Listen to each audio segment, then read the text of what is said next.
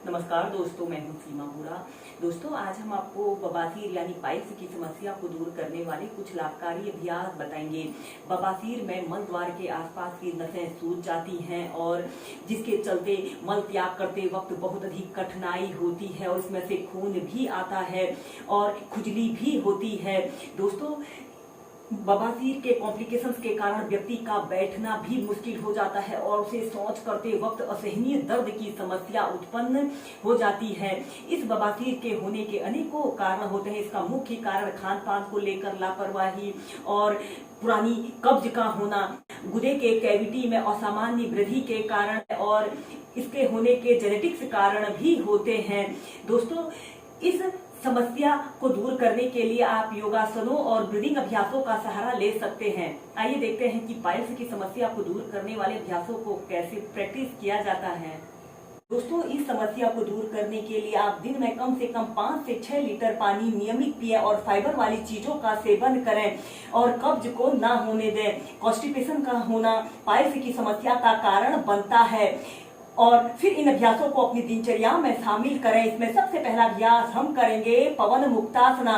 सबसे पहले आपने ऐसे पीठ के बल सीधे लेट जाना है और अपने दोनों पैरों को ऐसे घुटनों से ऐसे मोड़ लेते हैं और अपने दोनों हाथों को ऐसे घुटनों के नीचे से ऐसे रख लेते हैं और ऐसे अपने घुटनों को ऐसे अपने पेट की तरफ प्रेशर देने की कोशिश करते हैं।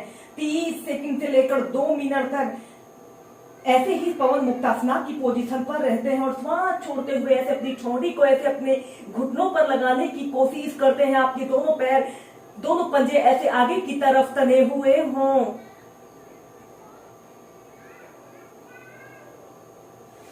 फिर सीधे ऐसे ही पवन मुक्तासना को आप 4 से 5 बार प्रैक्टिस कीजिए।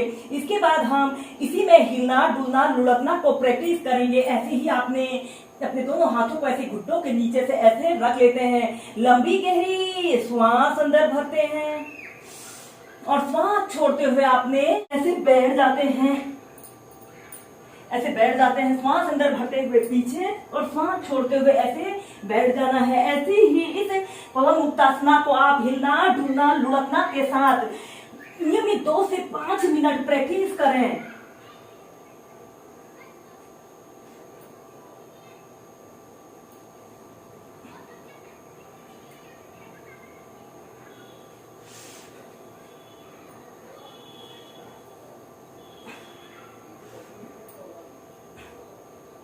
फिर ऐसे अपने दोनों पैरों को सीधा कर लेते हैं। इसके बाद हम नेक्स्ट अभ्यास करेंगे हलासना और सर्वांग आसन को एक साथ प्रैक्टिस करेंगे। ऐसे ही आपने पीठ के बल सीधे लेट जाते हैं और अपने दोनों हाथों को ऐसे अपने हिप्स के पास ऐसे रख लेते हैं। श्वास अंदर भरते हुए ऐसे अपने दोनों पैरों को ऐसे 90 डिग्री के एंगल में ऐसे उठा लेते हैं और फिर इसके बाद आपने ऐसे अपने पंजों को ऐसे जमीन पर स्पर्श करा लेते हैं और अपने दोनों हाथों को ऐसे अपने पंजों के पास रख लेते हैं या फिर अपने दोनों हाथों को ऐसे इंटरलॉक कर लेते हैं और एक आरामदायक अवधि के लिए 30 सेकंड से लेकर 2 मिनट तक ऐसे ही हलासना योग की पोजीशन पर रहते हैं।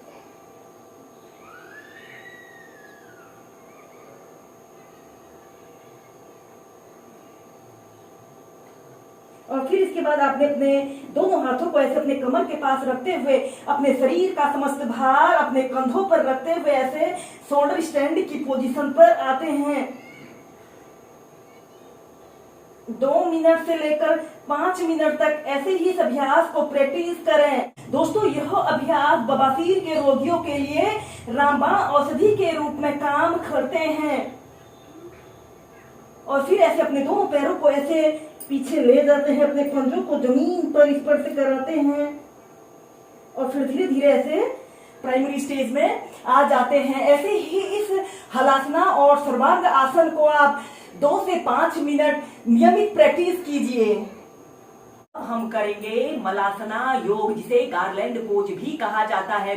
सबसे पहले आपने ऐसे ही कागासना की पोजीशन पर ऐसे बैठ जाते हैं और फिर अपने दोनों पैरों के बीच में ऐसे आधे से 1 फीट का ऐसे स्पेस रख लेते हैं और ऐसे अपने घुटनों को ऐसे अपने पेट की तरफ प्रेशर देने की कोशिश करते हैं।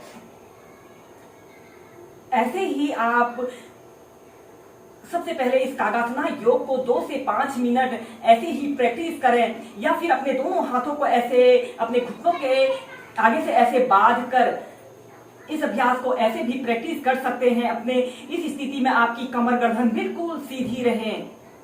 इस अभ्यास को आप किसी भी समय, खाना खाने के तुरंत बाद या किसी भी समय प्रैक्टिस कर सकते हैं। इस अभ्यास को करने से हमारे डाइजेशन से जुड़े सभी विकार दूर होते हैं। जो लोग पुरानी से पुरानी कब्ज यानी कॉन्स्टिपेशन की समस्या से पीड़ित हैं, उन लोगों ने इस अभ्यास को नियमित प्रैक्टिस करना चाहिए। और फिर इसके बाद आपने अपने दोनों हाथों को ऐसे अपने घुटनों के पास ऐसे भार अपने पंजों पर ऐसे रख लेते हैं। ऐसे पंजों के बल आपने बैठ जाना है। एड़ियां ऊपर की तरफ रहेंगी, एड़ियों पर बैठना नहीं है। एड़ियों को हल्का सा टच करते हैं और किसी एक वस्तु पर अपने ध्यान को केंद्रित करते हुए इस अभ्यास को प्रैक्टिस करें। और इसके बाद आपने ऐसे अपने शरीर को ऐसे राइट साइड ऐसे झुकाना है और फिर सेंटर में आते हैं और फिर लेफ्ट साइड जाते हैं, फिर सेंटर में आते हैं। ऐसे ही इस अभ्यास को दोनों साइड से आप 8 से 10 बार अप डाउन करते हुए प्रैक्टिस कीजिए। अगर आपका शरीर भारी है, आप बहुत अधिक मोटे हो और ऐसे पंचों के बल बैठकर इस अभ्यास को प्रैक्टिस नहीं कर पा रहे हैं, तो आप अपने दोनों हाथों को ऐसे अपने घुटनों के पास ऐसे रखकर इस अभ्यास को ऐसे भी प्रैक्टिस कर सकते हैं। और फिर धीरे धीरे ऐसे प्राइमरी स्टेज में आ जाते हैं। दोस्तों, पाइल्स की समस्या को दूर करने के लिए अगर आप शीर्षासना यानी हेडस्टैंड को प्रैक्टिस कर सकते हैं तो इसे भी प्रैक्टिस करें। जो लोग हेडस्टैंड को प्रैक्टिस ना कर सकें, वो अर्ध शीर्षासना को प्रैक्टिस करें। सबसे पहले ऐसे ही वज्रासना की पोजीशन पर आपने बैठ जाते हैं और अपने दोनों हाथों को ऐसे इंटरलॉक करते हुए ऐसे जमीन पर रख लेते हैं और अपने सिर के बीच वाले हिस्से को, ये वाले हिस्से को ऐसे अपने हाथों के पास और जमीन पर ऐसे रखते हुए ऐसे अपने दोनों घुटनों को ऐसे सीधा कर लेते हैं और ऐसे अपने हील को भी जमीन पर ऐसे रख लेते हैं और ऐसे अर्ध शीर्षासना की पोजीशन पर रहते हैं।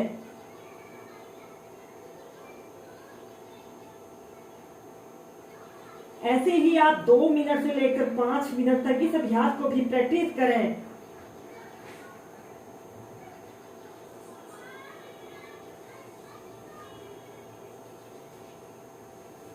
और फिर ऐसे अपने दोनों घुटनों को जमीन पर ऐसे रख लेते हैं और फिर सीधे